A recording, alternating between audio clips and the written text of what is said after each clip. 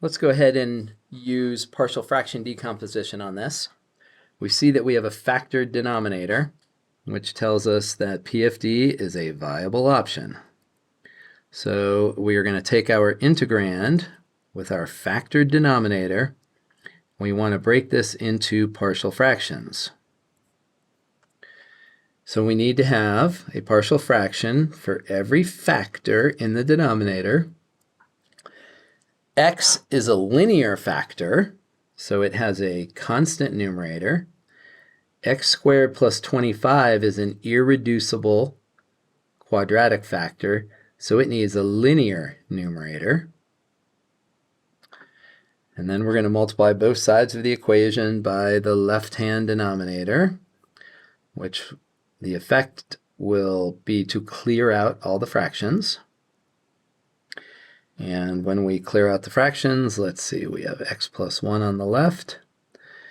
And when we distribute that double factor over there, we will end up with a times x squared plus 25 because the x's will cancel.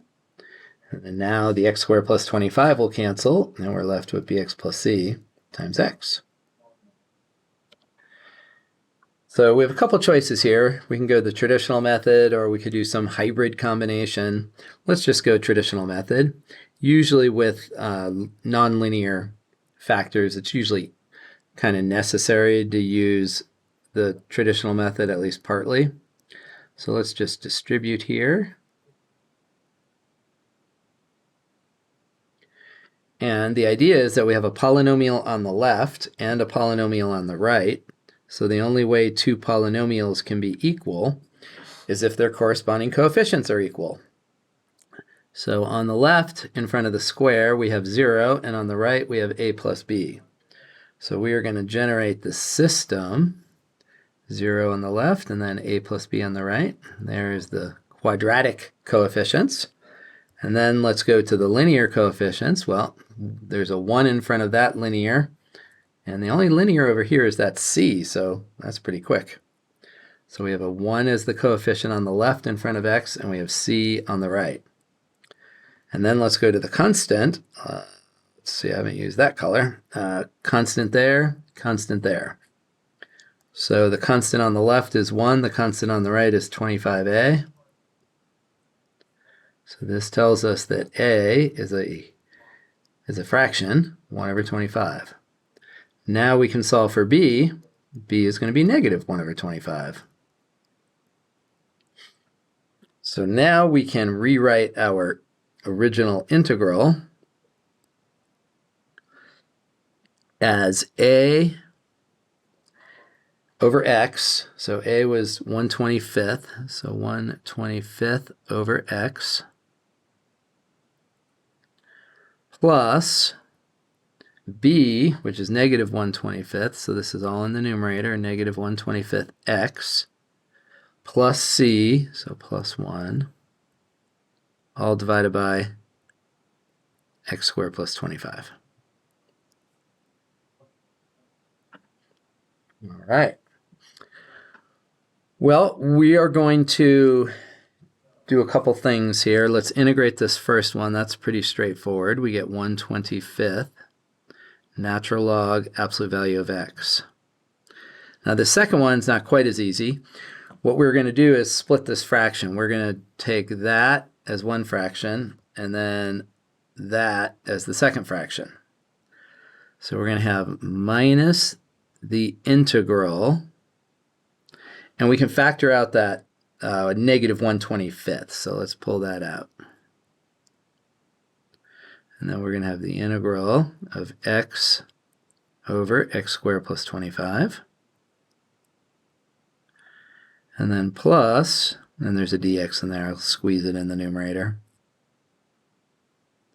And then plus 1 over x squared plus 25. And let's squeeze that dx in the numerator there too. There we go. And that looks a little messy. Let's rewrite that. Okay, so now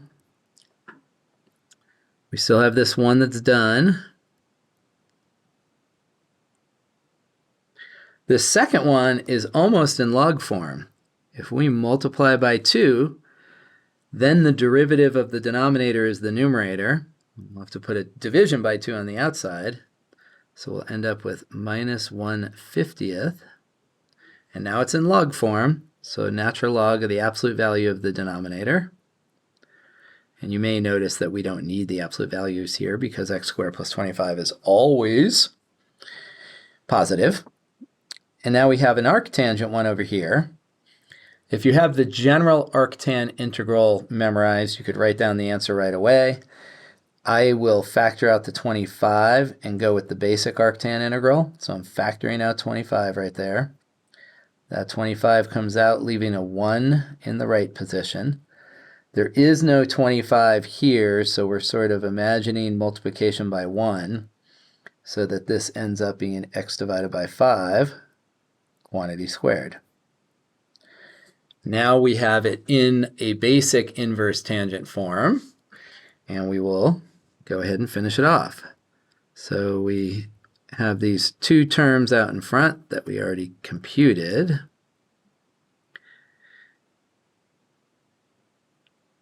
And then here we're going to have 1/25. I'm going to leave some space for a reverse chain rule. I know we have reverse chain rule because we have that quantity in parentheses right there. So we're going to get arctangent of that quantity. But then we have to divide by the derivative of that quantity. So we divide by 1/5, which means multiplication by 5/1. These are going to cancel. We're going to get a 5 divides to 5 once. 5 divides into 25 5 times. So our coefficient there is 1/5.